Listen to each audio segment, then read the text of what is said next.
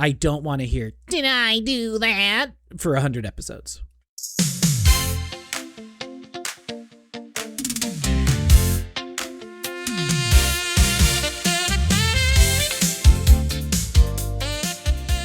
Welcome back to the Middle of Culture. I am one of your co-hosts, Peter. And I'm your other host, Eden. Eden, how are you? You were telling me that the weather has been delightful, though not exactly February 15th kind of weather. No, it was 70 degrees yesterday. It was very, very nice. I was out riding my bike in nothing but like a flannel shirt, and it was delightful. However, it is still February. So once the sun went down and I was riding my bike home yesterday, that's when I was like, oh no, mistakes have been made. It was a little cool for that. It was a teensy bit too cold for me, but that's okay. I survived. How about you? Good. How you been? Doing all right. You know, we had to delay recording a little bit because I had to get over to Boise and go over there for a multi-day swim meet. Got home last night and, you know, just was very grateful that with that kind of weekend, I did not have to come back and immediately get up and go into clinic today. So it was nice that the clinic was closed. I'm sure that's true. Look at you getting this holiday where we celebrate some of the worst people who've ever lived off. You know, kind of feels like not something really worth celebrating, but I'll take the day off and call it good. That's the trick. That is always the trick. Well, what have you been checking out lately? Anything interesting to share? Yeah, so this is a thing that is a lot of fun that I have been checking out recently. There's a series. I've read the first 4 books in the series. I've taken a pause because the first 4 books are kind of the first arc, the first act of this story. And then book 5 kind of starts act 2. And there's 10 books out in Japan, but there's only 5 translated. So that is why I'm kind of taking a break. I want to be able to get through more of it at a time. Okay. It is a book series with a stupid title, because so many of them have stupid titles, called The Otome Heroines Fight for Survival. All right. The premise of this story is there is this young kid. She's like 7. Her parents have died. She's in an orphanage. Her life sucks. And one day she's out in the town and this woman attacks her out of the blue. It's this person she's never seen before. And she is able to like struggle back and like fight against this woman who's trying to stab her. She gets the knife away and stabs the woman and kills her. And then the woman falls to the ground and there's this like crystal on her, and the girl Alicia touches it. And in that moment, she is filled with a vision of what was happening here. And basically what had happened was the older woman, the woman was isekai'd into the fantasy world of her favorite Otome video game as just some random background character, not as anyone who mattered. But she knows who the heroine is. And so she spent her life trying to figure out, how could I take over her body? How could I take over her life? I'm preparing for this moment where she could do that. And that makes the main character girl so mad when she understands that there is this idea of an Otome game, and that all of the suffering that she has lived through this up until this point has been character building for a video game. And so she goes, abso-fucking-lutely not. And Sure. So she goes, Fair. She's 7 years old. She goes back to the orphanage, just murders the old lady who runs the orphanage, steals everything that she needs to survive, and just runs away. And it decides, well, I'm not going to do, because again, she has the memories like of this other woman about what the story of the game is, what happens in the game, like she is actually the long lost, granddaughter of this duke, because her mother ran away from home and was the daughter of this duke. And so she goes to the, magic academy, and all the men fall in love with her, and she eventually becomes the queen of this country. And she's like, absolutely not. I'm not going to do what this says. So she decides to become an adventurer. And like, it is again one of those weird things where there's level of gamification to this magical world that is a little weird, but it is what it is. But she starts, training as an adventurer. She meets these people who start teaching her all these different stuff. But like, because of the experience that she's had, she's just like a weird little sociopath. Mm-hmm. She's like, what if John Wick was an 8-year-old? And so like legitimately, there's a scene like she works really hard to get stronger and start training herself and getting skills because she's like, I need to become the strongest adventurer I can. And like, I need to rank up at the Adventurers Guild so I can have more freedom to live the life that I want to lead and not be trapped in these roles that someone has written for me. And so there's this scene near the end, and like eventually she meets the princess and is the bodyguard for the princess and saves the princess from like an assassination attempt, all this sort of stuff. And they like become bosom friends, even though they know that they'll be separated or whatever. Anyway, that all happens. End of the book though. There's this scene. This is where I was like, okay, no, this is doing something interesting. I'm going to keep reading this series. She's walking along, just like along the road or whatever. And these bandits come out to attack her. And she just starts killing them. And so one of them runs away. And so she just stalks after it like the fucking monster from It Follows. Just like slowly following after this guy who's fleeing from her. The guy goes, and most of the bandits are attacking this group of 3 adventurers who are all like, the second or third fail sons of minor nobles who know that they're not going to, you got to do something. It's this Sure. or the clergy. So they go to become adventurers and they're off on their first adventure. They're like 20 or whatever. But and so they're stronger than these like dirt farmer bandits would be. But there's like 15 bandits and 3 of the noble adventurers. And so they're back against the wall. They're like, we're going to die here. We don't know like what we're doing. What have we done? And then they just see this guy run up and they're like, there's this girl. She's wild. She just killed a bunch of dudes. And then she just stalks. At this point, she's going by Aaliyah because she has to, have an alias. Aaliyah just like stalks out of the woods and just calmly, dispassionately fucking murders all 15 of these guys. Okay. Never even makes eye contact with the 3 adventurer dudes. Just like kills these guys because they threatened her and then just keeps walking and doesn't even stop. And so all 3 of the adventure guys are like, we're not built for this. We're out. Sure. We're not doing this. Sure. And so that is the main character of this series, is this wild little sociopathic girl. At this point, she's like 11 or 12 by the end of book 4. In her adventures, she has found a mentor. The first place she's found that she feels like she could call home is this like demon who is teaching her sorcery. She gets blackmailed into joining the Assassin's Guild, and then decides instead of joining the Assassin's Guild and doing what they say, she says, "You threatened my mentor. You are all my ontological enemies." And so by the end of that book, she had killed an entire Assassin's Guild group of 80 people. Okay. She over the course of like a month makes this plan to be like, here's how I'll kill everyone. I'm going to kill them all for threatening my mentor.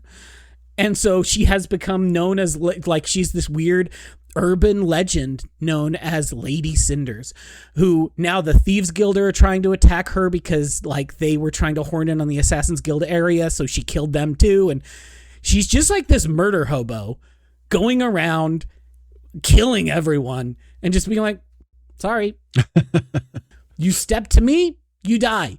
And if you are stronger than me, good, because then it will make me stronger. And like constantly looking to fight stronger and stronger enemies. Sure. It was wildly entertaining so far. But like I say, I am taking a break after the first 4. Real buck wild, though. Real buck wild series. Okay.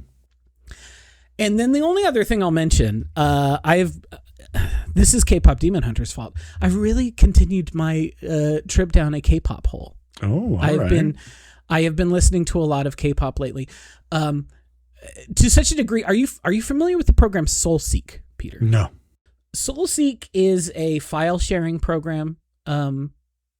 not unlike like a torrent type thing, but it's more like community based. Okay. Like you can basically you designate certain folders on your computer that people can just basically, as long as you're open in SoulSync and they're open in SoulSync, they can just download stuff straight from you. So it's less, but it's still like anonymized because we all have like handles or whatever. Sure. You know, you're using a VPN or whatever. But anyway, I have become one of the, I think, premier purveyors of K-pop on SoulSeek, because every time I open up SoulSeek and I see what are people downloading from my device, it is almost entirely K-pop or Cult of Luna. Those are the big things people seem to be downloading from me on SoulSeek. There you go. But the thing I want to shout out, because it just came out on Friday, Ji-woo, who is an artist who is part of another group. I cannot think of the group she's in. Let me look it up very quickly here. She is from a group called KARD, K-A-R-D. But she just put out her first solo EP called Exist. It starts with a single called Home Sweet Home, which is a delightful single. It's very, very good. It's got really heavy beats. It's got a really cool melody. And then you pay attention to the words and you're like, this is like WAP level of horny. Like truly epic levels of horny and descriptive in the same way that WAP is, where you're like, oh, we're being brutally honest about what bodies do during coitus here. Thank you for this. Great. It's a great EP though. I have really been enjoying listening to it. But again, one of those things where you're like, I don't know that I would ever be that forthright in my music about my physiological responses to to arousal. But you do you, Ji-woo. Okay. Anyway, I've been having fun listening to K-pop. Lots of different K-pop groups, Everglow, Dreamcatcher, but Ji-woo is the one who deserves the mention today. All right. There you go. What about you? What have you been up to? You know, honestly, not a lot. On the music front, a couple albums that I've been checking out lately. The most recent album from the British kind of hardcore, post-hardcore, metalcore. I don't really know how to describe them, but their third LP, Setting Fire to the Sky, came out a couple weeks ago. Troy Sanders sings on one of those tracks. And I think that there's a fairly tight relationship between Mastodon and Earn. I like it. It's a cool album. Don't know if it's my favorite of theirs, but I've been enjoying it. The other one that I've been enjoying is the Australian kind of progressive rock, sort of, not really metal band, but Carnivool, Karnivool. They released their first album in a long ass time. So their previous album, Asymmetry, came out in 2013. And then In Verses came out a week ago in 2026. So we're talking like Tool levels of gap here in their album output. Yeah, it's a pretty big space. But it's good. It's, again, it's kind of that, I don't know how else I'd describe them other than kind of a progressive rock sort of thing. A little bit more mellow than what I usually listen to, but hey, sometimes that's okay. Sometimes I need something that's not quite so, in my face. But music-wise, that's really about it. Always seems kind of like the beginning of the year starts out a little slow. So this kind of feels like this year has been the same so far. This is interesting. I didn't realize Tool had an album that came out in 2019. Oh, Fear Inoculum? You mentioned, Tool having big spaces, and I was like, they haven't put an album out since 10,000 Days. But apparently they did put out an album 13 years after 10,000 Days. They did. Is it any good? I don't know. Here's the thing. Tool peaked with Lateralis, and 100%. Everything that Maynard James Keenan has done since has been mid at best. Here's what I'll say about Fear Inoculum. It's got some filler tracks that just totally waste your time. They're short ones. All of the main tracks. So it's a Tool album. Yes, but all of the main tracks are 10+ minute long songs that are disappointingly predictable and samey. They all start out real kind of mellow, and then things slowly layer in, and then the vocals come in, and then they'll build a little bit and get to kind of a heavier chorus, and then it'll have a lot of wanky noodly, just kind of spacey stuff. And I was supremely disappointed in Fear Inoculum. So they were like, hey, Schism did really well. Let's do 7 of those. Yes, that is exactly what it is, but longer and more boring. Boring. So I would have a very difficult time recommending that you waste any time listening to it. If you listen to one song, I would maybe say listen to Numa. And if you listen to Numa and you go, I really, really like that, then go, hey, there's 6 other songs that are almost exactly the same. And if you listen to that and go, yep, that's kind of modern, boring Tool, then don't waste your time. Fair. Anyway, the other thing that I will mention is I did uninstall Guardians of the Galaxy because I just kept looking at it in my Steam library and going, I have zero desire to go back in and play this game at this time. So, Fair. Kind of wandering in the desert right now in terms of what video games I want to play, but that's okay. And then I will mention I am almost done with book 2 of the 3-Body Problem, The Dark Forest. And I really think I'm going to take a break after book 2. It is just an oppressively down series. Like just if it can happen, and it's really good at kind of making the world feel like, oh no, things are going to turn out okay for humanity and there is hope. And I'm obviously I'm a cognizant enough reader that as I'm reading this, I'm like, oh no, when is the rug pull happening? And then another rug pull happens. And it's interesting and I'm still enjoying the world, but it is just dour enough after these first 2 books that I'm like, I think I need a break of something that's just fluffy for a little bit. So I'm going to finish that. And then I think I'm going to take a little break and then I'll come back to it and do some more reading again later. But I think that's about it for me. That's very fair. Oh, one thing that I should mention. I forgot to mention anything about video games. I have not been playing anything of too much of note, but it is worth mentioning for people who pay attention to gacha stuff, just to know the new update for Wuthering Waves A is pretty good, but B, finally, instead of making the character simp for the main character, for the new character to simp for the main character because they are romantically interested in them, this time it's your daughter. Oh, okay. It's goofy. Also, it still does feel, it's not your actual daughter. It's a girl who you rescued because her parents had died, and then you raised her for a little bit, and then you went on your adventures and you lost your memory, so you have no memory of her, but she has memory of you. But also, it sometimes also has still romantic overtones, and you're like, come on, guys. Come on, guys. I know your character is like thousands and thousands of years old, immortal. We've now come to find out alien being, apparently, from another planet, but... Okay. This was your Ursat's child. Now she's maybe feeling romantic things towards you, and I'm like, I don't know about that. You don't need to do it that way, Woo-wah. Okay. We'll see. Right. The important thing is her gameplay is very good. She turns into a mech. And I do want them to put out a model kit of that mech because it's a very cool mech design.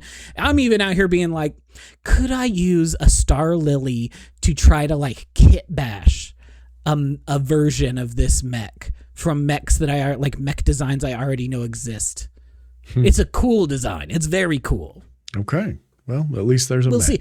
We'll see what happens in 3.1. She sacrificed herself to save you. You can't do that. You're the main character. You got to go save everyone. It's true. All right. Well, let's jump to our main topic. Eden doesn't know what we're doing. And so no, I do not. I'm going to surprise you. I'm going to share my screen with you, but I'm also going to say before I share my screen with you that, for those who care, if you have strong feelings about what I have done, that's fine. You're welcome to tell me. If you don't like the decisions I made here, that's fine. You're welcome to tell me. But what I'm going to say is we've done a few tier lists on the Middle of Culture. And every time we do a tier list, I find myself fairly disappointed with the experience of using the websites to make tier lists. They're junked up with ads. There's all sorts of stuff. And so on a podcast that I listen to, there's a guy who shared a quick tier list website that he made that's very clean and it was very simple. And I was like, cool. I was kind of looking for an excuse to do a tier list and use that. And then I went to it and there was something that I want to do that you'll soon see what we're going to do here that made me go, oh, well, this isn't quite working for me. And so what I then did is I took a screenshot of this website and I pasted it in Claude Code. And I said, here's what I want us to code. And I said, we're just going to run it on my computer. So just here's the folder where you can put the files and all this stuff. I said, but let's code a website to do this. And it sat there and it spun for a few minutes. And then it was like, okay, here you go, index.html. So I dragged that into an open Chrome window and there was a tier list website that looked kind of how I wanted it. So I played around with it and then I found a couple little things and I went, oh, I don't want it to, you're truncating or you're taking the image files I'm uploading and you're making them square, maintain the aspect ratio, do a couple other things. And it spun for a few minutes and then it said, okay, that update's been made. And then I did a few more things until I got it honestly to exactly how I wanted it. And I was like, sweet, this is great. And then I thought to myself, but what if I actually want to put this on the internet? And then it said, well, you could just use GitHub pages and that's free. And I said, let's do that. And then I went through and I did a couple things and I logged into a GitHub account that I created and authorized a few things. And the next thing I know, I have online a little tier list website that does everything that I want it to do. So I'm going to share that with you. And then we are going to do an 80s sitcom tier list. But we're going to do this. Sitcoms. Okay. 80s sitcoms. We're going to do this, though, in terms of not how important were they at the time. And you'll figure out why we're going to do this the way I'm doing it. Because there's one in particular that I would feel uncomfortable talking about it that way. We're going to look at it as kind of a nostalgia, looking back, going back to rewatch. Okay. And well, here's the thing. I don't know what you've chosen to put on here, what may or may not appear. You can drag Golden Girls to S from the jump. I knew that was going to be there. Ever made. And so here we are. I've got 21 80s sitcoms. Now, not all of them ran just in the 80s, but they all started in the 80s and may have run before, maybe some started a little bit before, but they really kind of, I thought, nicely typified what I think of when I think of 80s sitcoms. Now, you'll notice that, and this is why I started this whole project, you'll see at the bottom of our tier list, and you can see my screen now, right? I can. You can see the Hall of Shame. And there's one in here that I think we just need to put there right out of the gate. And I'm going to grab The Cosby Show and I'm going to put it in the Hall of Shame. Because sorry to everyone else who's not Bill Cosby who was on that show. Correct. But that's the problem. And that's why I want to say we're looking at this as it's 2026 and we're going to go back and think about watching one of these shows again. And I just personally couldn't, in any good conscience, watch The Cosby Show, despite the fact that I fully admit for the 80s, it probably was one of the most important sitcoms. But Bill Cosby is a horrible, horrible human being and unfortunately has dragged the entire just history of that show, in my opinion, through the mud. Do you have any disagreements with my placement just out of the gate of putting that in the Hall of Shame? Absolutely not. You are 100% correct. All right.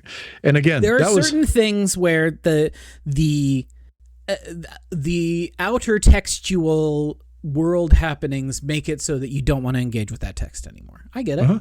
Yep. And I think that's this one.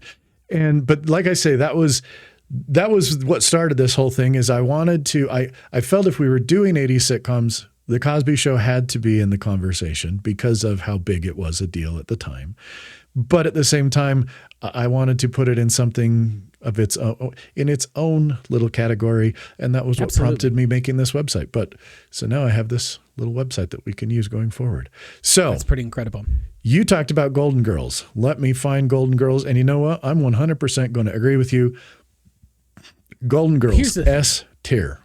Listeners will remember, after we started this podcast is when I was listening or watching The Golden Girls, I believe.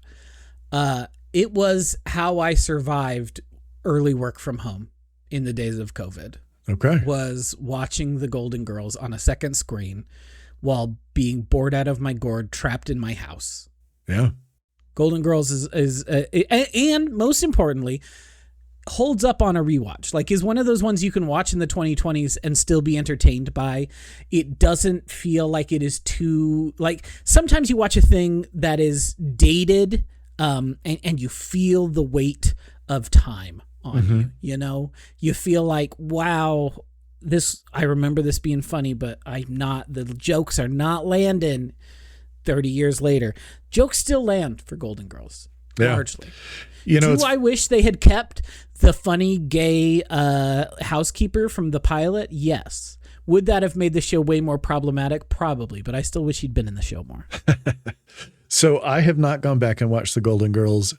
However, for reasons I don't fully understand and I've never bothered to look into, it is almost always playing in the waiting room of surgery when I'm going out to talk to patients or their family or something like that.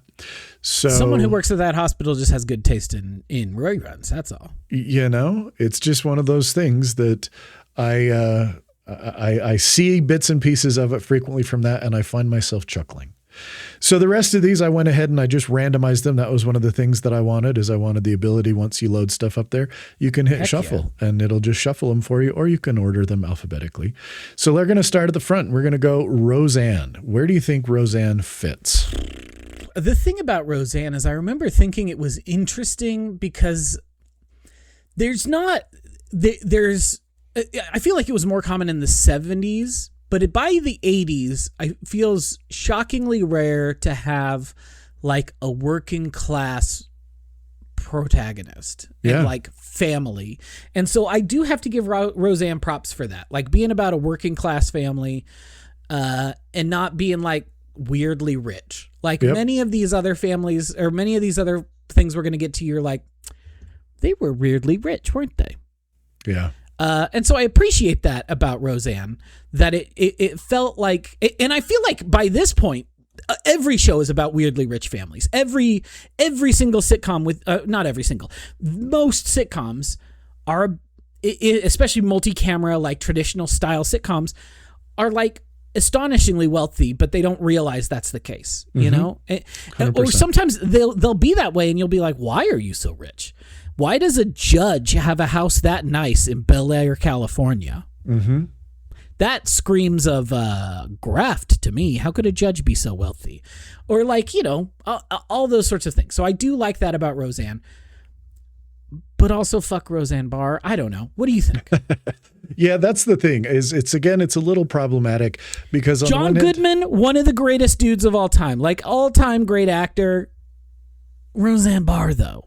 Yeah, the good news is I don't think Roseanne Barr's descent nearly reached the levels of the Cosby Show, so I think she is saved from that by a large margin. I don't think she needs to be. It doesn't need to be in the Hall of Shame.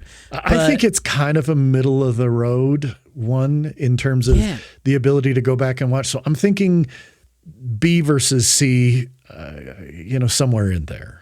I am inclined to agree with you. So let's do C just because Roseanne kind of sucks. I think when you have to get kicked off your own revival show, but they keep the show going without you because you become such a psycho, you get a C. Yep. All right. Designing Women. Do you remember this one at all? Heck yeah. This is a thing I'd love to go back and revisit. Working gals working hard in the 80s. Yeah. That's so my jam, bro. Yeah. This is the stuff dreams are made of. If I watched TV, this would be in the rotation. I just don't watch TV. I don't remember the experience of watching it, but I think about Designing Women on the reg. Okay.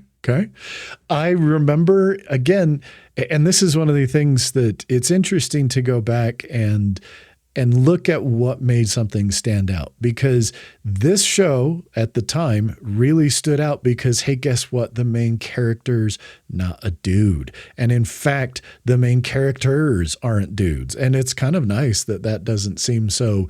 Again, it was the same thing with Golden Girls, as we had main characters who were women and didn't rely on everything didn't rely on the men in their lives to make the shows interesting. So for that, I think Designing Women actually gets a fairly high rank. I mean, I'd be inclined to actually put it in an A. Okay, let's do it.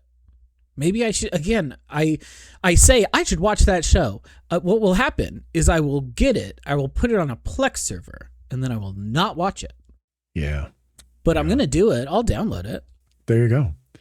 All right, what about Facts of Life? It's the Facts of Life. Not a very good show. It's true. Not a very good show. I don't know. It's got a catchy title. You take the good, you take the bad. But I don't remember liking it. I don't think it's very good.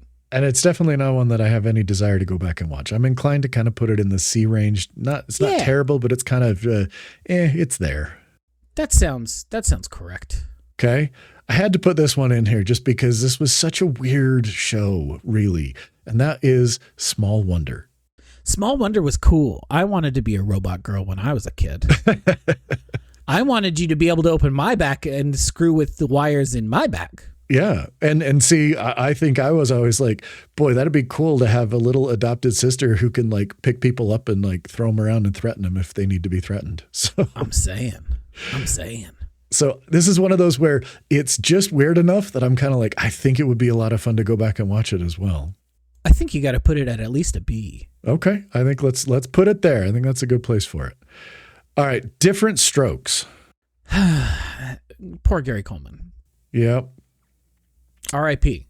Yep. Remember how he moved to Utah and then was suddenly in all of the like weird Mormon subculture movies as like a cameo? Yes, I had forgotten about that, but yes, now I remember. I don't know how you end up in Salt Lake as like a diminutive elf of a black guy, but and who's not Mormon. Most importantly, who did not like join the church. Why did you move to Salt Lake? It's whatever. I mean, but, if he'd joined the church, then he could have been like, what was it, Gladys Knight or who? Gladys Knight, yeah. Is now just getting put in everything because it's like we got a show. We got to be like, oh look who this is. So we got to do some black representation. So here's my thing with Different Strokes and again, have not gone back and watched it, but in thinking back to that show, it kind of really does have that sort of white savior feel to it, which it really kind of, it was like, we've got these two black brothers, but they're taken in by the rich white dude. So they're given, a chance at a better life. And I don't know, just that aspect of it kind of makes me go, I don't know.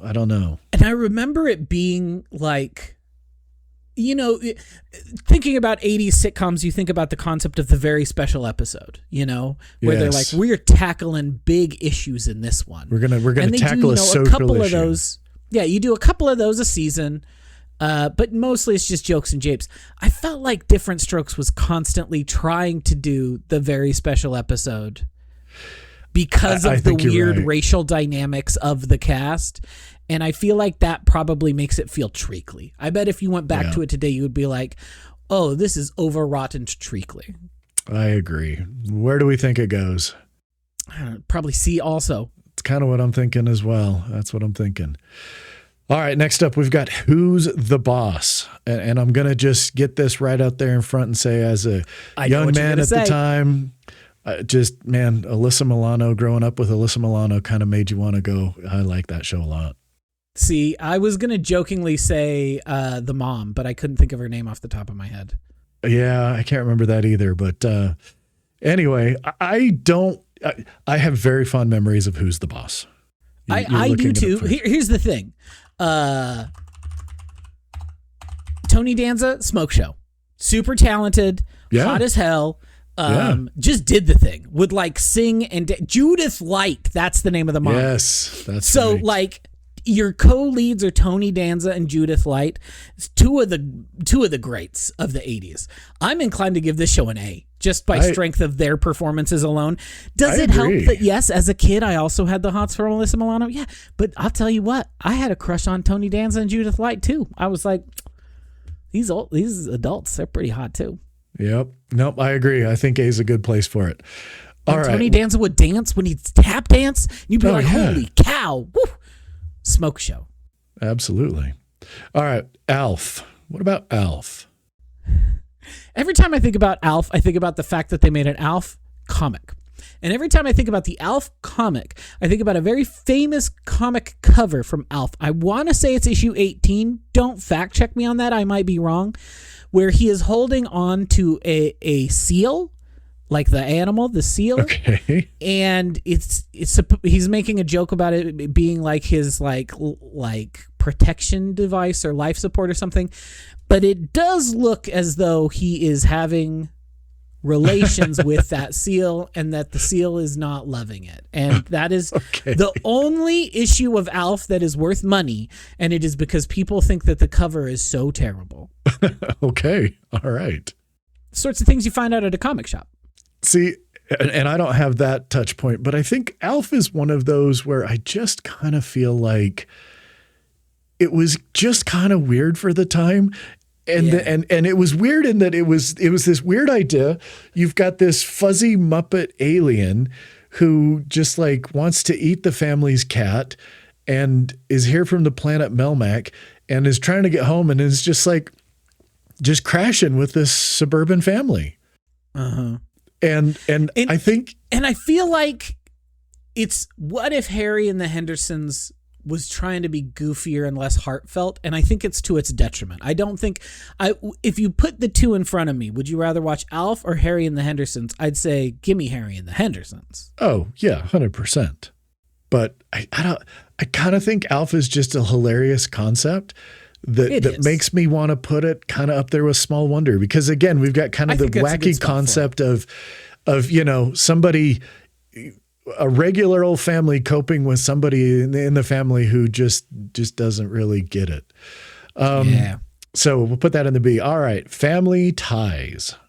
What do you think about Family Ties? I remember literally nothing about Family Ties, so I am no help here. Okay. I'm going to make a case that Family Ties needs to at least be in the A. I mean, it was funny. It was Michael J. Fox's breakout performance where all of a sudden okay, now I remember. Everybody now learned who Michael J. Fox was, and I just think he's, I don't know. I still have really fun memories of Michael J. Fox and a ton of respect for the guy. And this was very much one of those where, kind of like Different Strokes, there were a lot of topical things that they were dealing with, and they had a lot of episodes that addressed that. But I felt like it did it far less trickyly than Different Strokes. I think it really was like, there was something about it that just made it kind of hit. So I think Family Ties for me is an A. I think that's fair. All right. Now, what about Night Court? Can I say something here? Please. I love Night Court. So do I. I have such fond memories of Night Court. What again, high concept. What if this is the overnight shift at a criminal court with Harry Stone? Harry Anderson is there playing Harold T. Stone, and I love that show. I think that too. John Larroquette was a delight. I think that the cast is all really, really good. I want to honestly put it in the S's. I think Night Court is a killer.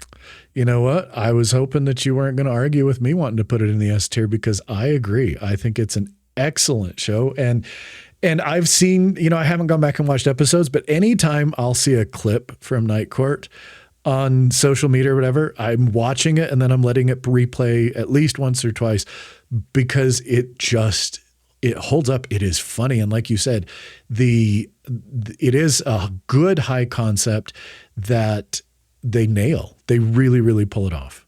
Oh yeah. No, I think it's very, very funny.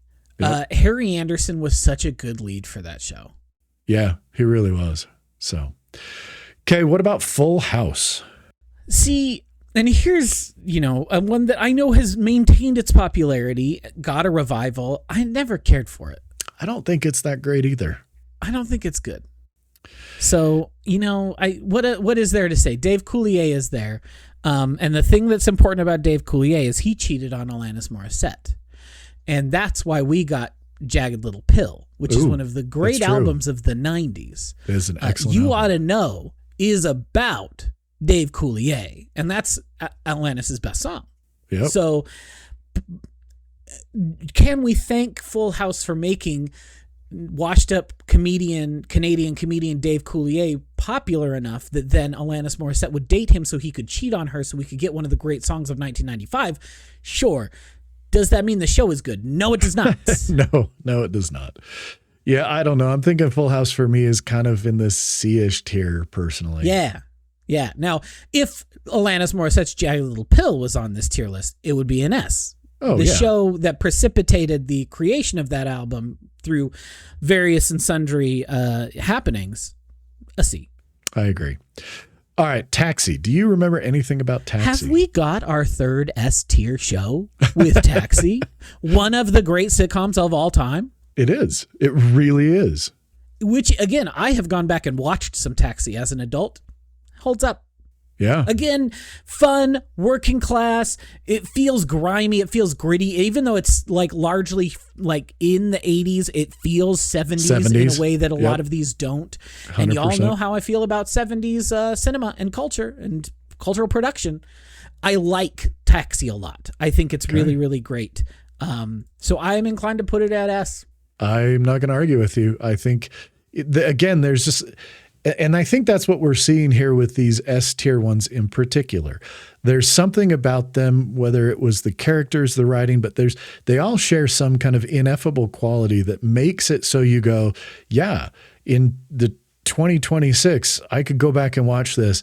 And even in some ways, I'd say it still kind of feels relevant. So yeah. I mean, and Judd Hirsch, King, so good in that show. Yeah. Danny DeVito is in that show. It's really, really good. It is. All right. I threw this one in because I thought it was interesting and I think it fits. This is Saved by the Bell. Now, it's interesting because rather than being a, evening during the week sitcom, this was like your Saturday morning more for the tweens sitcom. But it held in big enough cultural kind of place that I felt it fit on the list. So what do you think about Saved by the Bell? It's fine. Again, I think that many of us all had crushes on various and sundry characters who were 100%. So can I say guess something? Here's the important. No, go ahead.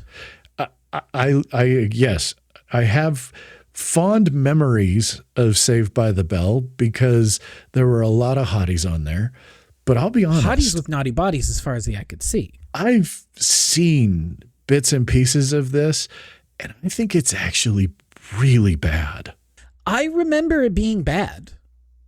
I never really liked it at the time. I watched it because I thought that the characters were hot. I didn't like what they were doing. No. So this is one of those where it's like, I mean, I don't know. Maybe it's just because there's a part of my brain that feels like we need something in the D category. But in terms of the quality of the actual show, I don't think it holds up at all. No. Here's the thing. It gave Elizabeth Berkley a role, which she then parlayed into being in one of Paul Verhoeven's most misunderstood films, Showgirls, which is good as hell, and it shouldn't have won all them Razzies, but people weren't prepared. People didn't understand what Paul was doing. Okay. Showgirls this is my stance, which I don't think it's that crazy in 2026. Now in 1995, no one was out here saying Showgirls is a good movie and they were all wrong. In 2026, I feel like it's a fairly common cultural critique to say Showgirls is not the divot in Verhoeven's filmography that some people liked to claim. So I will admit to not having ever seen it, but I have seen enough of the conversation about it that I do get the impression that it was just incredibly misunderstood what Verhoeven was going for with this back at the time. And I mean, is that not the story of Paul Verhoeven's career? Absolutely. Huge part of it. So I think, like I say, haven't seen it, but I can totally see where you're coming from. But Saved by the Bell itself, popular, still sticks around, but it's really, really not bad. I mean, it's really, really not good. It's really pretty bad. No. Okay. Our next one, Married with Children. Before we talk about Married with Children, I made the mistake of pulling up Paul Verhoeven's Wikipedia page here, and I'm just like, oh my God. Banger, banger, banger, banger, banger. 87, RoboCop. 90, Total Recall. 92, Basic Instinct. 95, Showgirls. 97, Starship Troopers. Damn, dog. That is a hell of a run. 10 years, 5 films, all bangers. It is a real run. So, okay, Married with Children. Thoughts? Christina Applegate. What's her name? The mom. Oh, God, I just knew it until you asked. Katie Sagal. Katie Sagal, a.k.a. Leela from Futurama.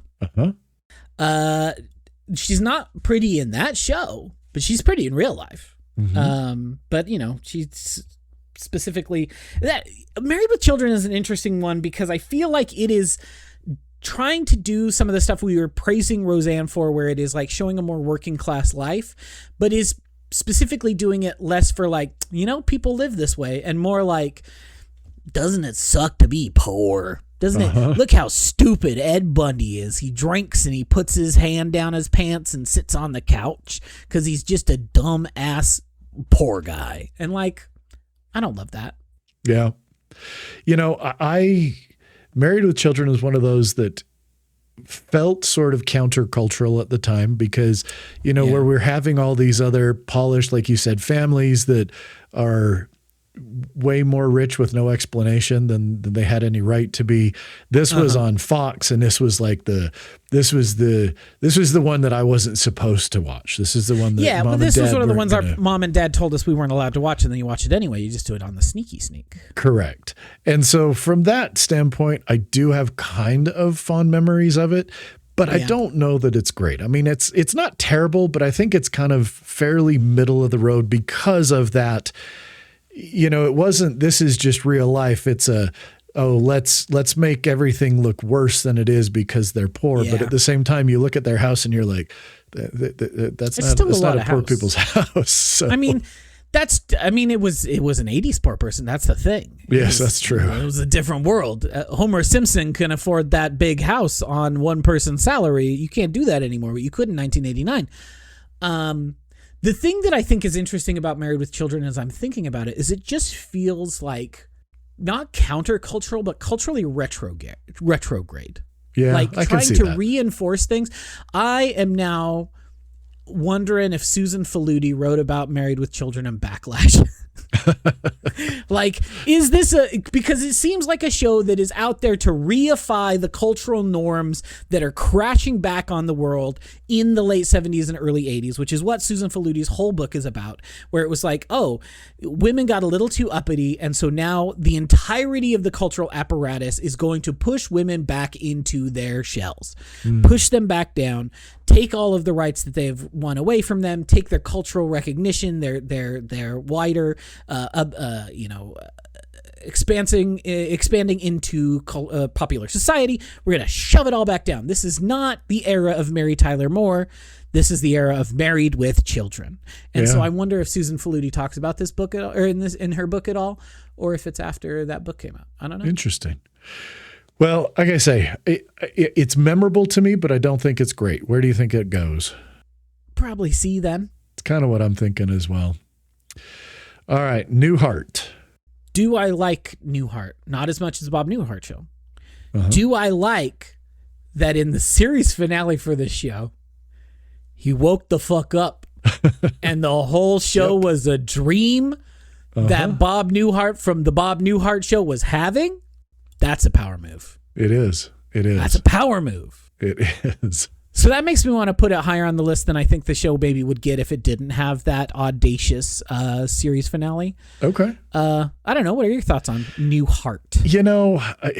I don't remember it a ton other than that ending. And so I'm kind of, I think it's sort of upper level, middle of the row for me. Maybe it's another B. I think thing so. About Newhart that is a thing that we, none of the other shows on here are really in the conversation, but is a thing that I'm thinking about when it comes to sitcoms. How common it is for the man to be able to go on and be the dad in multiple sitcom families. Uh-huh. Mom doesn't get that. Get that. Tim Allen's done it like 3 times. Yep. Any of these people from these shows? Not really. I mean, I guess Ed Bundy from Married with Children, although he's like the patriarch of a whole family in Modern Family, he still gets to go and be like, the sitcom dad in a way that he was in Married with Children in a new show. That's true. The wives don't get to do that. Yeah. Yep. Okay, well, we'll put it in the C. Just a few more to go here. Sexism, what can I say? It's absolutely still a thing, sadly. Family Matters. Was it a pretty funny show? Yes. Did it curse us all with Urkel? It did. It so much did. And here's the thing is like, I think I remember the first few episodes, like the first couple seasons being pretty good. But as Urkel became a cultural phenomenon, it became unsufferable. The show really diminished. Yes. As he became no longer the peppering in silly main side character, but instead the locus upon which the show's motor moves, I think it weakens the show as a whole. I think that ultimately the show is not really worth revisiting because I don't want to hear, did I do that? For 100 episodes. So what are you thinking? D or C? D. That's kind of what I was with a D. Too. That's what I was thinking. All right, next up, Cheers. S tier, baby. Oh, good. We already had 3 up there. I was worried there was going to be a discussion there, or disputation there, but Cheers, not only was it huge at the time, it absolutely still is a watchable, enjoyable show. The only thing that makes me uncomfortable when I'm watching Cheers is looking at the men in that bar and thinking they're a decade younger than me. It's so true and painful. Because when that show starts, most of that cast is in their early 30s and they look like they're 65. It is very true.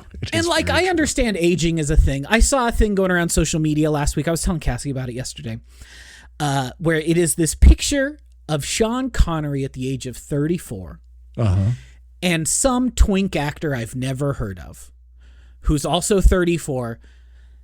Sean Connery at 34 looks like he's 55. Yep. Like it's a good 55. He's a hot 55. Don't get it twisted. Attractive man. But he's got, a weathered brow and craggy features and just looks like a man who's lived years. Yep. This twink actor who I've never heard of looks generously 16 and he turned 34. Yep. And I'm like, is it because we don't put the lead in the gas? Is it because we don't smoke anymore? I was going to say, you're not getting all that secondhand smoke in every restaurant you go to. Far be it from me to, be glad and rest on our laurels about these regulations since we have people trying to take all these regulations away from us now. But you got to admit, we're looking pretty good for our age compared to the guys in Cheers, Peter. We so much are. We so are. And I'm grateful for that. But yes, I try not to think about the ages of people. You look at Cliff. He's 33 when that show starts, and he looks like a fucking grandpa. Yep. Receding hairline. He's got the mustache. It's just, I'm 10 years older than him at the start of that show right now. Yep. 'Tis true. Okay, a few more here. We've got the Wonder Years. Thoughts on the Wonder Years? Treacly, sentimental bullshit. I feel about it the way I do about Stand By Me. Terrible. I will never respect the 50s. Get out of town. All right. It's one of these that I remember liking when it first came on because it was doing. Because you had a crush on Winnie. Yeah, you're not wrong. But it was doing this thing where it was okay, we had this, it was kind of this retro look, and we had the narration and stuff, so it felt a little different, but it is not a great show, and it's not something that you can go back and watch. So no. What do you think? D or C? D. I have no nostalgia for the 50s, and I hate boomer nostalgia for the 50s. Yeah, I have zero for that either. Okay, Perfect Strangers. I'm going to say when I was a kid, I thought it was hilarious, and anything about it now, I just find grating and horribly annoying. Yeah. At the time, I thought it was really funny. Belky was really funny, and now I think to myself, how many episodes did this show get? Yeah, I don't even know, but too many. Too many. Like a C at tops. Okay. I like not Belky. I like the cousin. Yeah. He seems cool. I like his like Jerry curls. Yep. That's all I remember about that show. Cringe and Jerry curls. Okay. Our last one, Growing Pains. Do you remember Growing Pains at all? Is this the Kirk Cameron This is show? The Kirk Cameron show. And here's what I'm going to say about it. And I don't know timing wise where they fell out, but in my mind, Growing Pains was like the more nauseating, try hard version of Family Ties. Yeah, it feels like Family Ties, but for like TBN. Yep.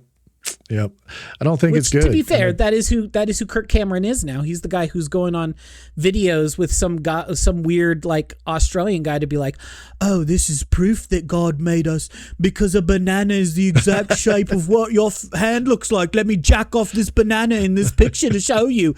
And you're like, "What are you guys doing?" Yeah. D. I agree. D. Well, there we have it. I think we've got a pretty good ranking, and it's kind of nice to see Golden Girls, Night Court, Taxi, and Cheers up there in the S tier.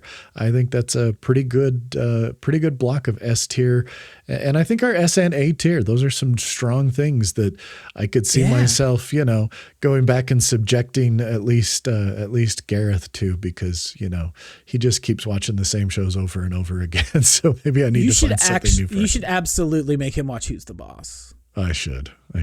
So. All right.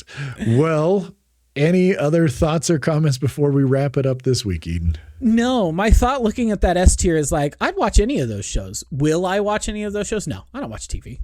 Yeah, totally. I've had this thought, and the problem is so there's this thing you can do. There's this program called Channels, and it's for people who have set up like over the air, set like IPTV type stuff. Sure. But it has a thing that I've heard people talk about where you can go into like a Plex library and say, I want you to create for me a channel from these different shows. And it'll just randomly, you could go to it and launch that, and it'll just be randomly like live TV playing a show from that group of shows that you told it to, and just kind of randomly go through and shuffle them around.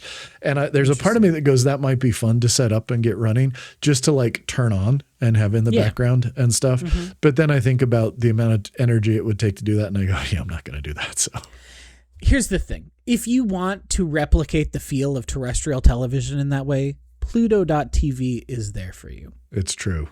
They have hundreds of channels that you can just go through and have be playing in the background of your life. Yep. And I think about doing that, and I go, well, I don't want to do that either. So yeah, I think about that. I'm like, I should just turn it on. We have a big screen up on the TV on the wall. I don't know what words are. I have a screen on the wall that Cassie uses when she sits on the couch and snuggles with the dogs. I could just angle it towards me when I'm at my desk here and like watch shows while I'm doing work. And I don't do that. Yep. I turn on a podcast. I listen to a podcast. That's about what I do too. So, well, we'll go ahead and wrap it up then today, and we will be back in another couple of weeks. Until then, thanks for listening. Give it a like, a thumbs up, a rating, and share with other folks. And we'll chat again in another couple of weeks. Yeah, go listen to our other podcast. Go listen to Generations that Peter hosts with his daughter Aubrey. Go listen to Devotees. Yeah. It's great. So see you in a couple of weeks. There we go. Okay, bye.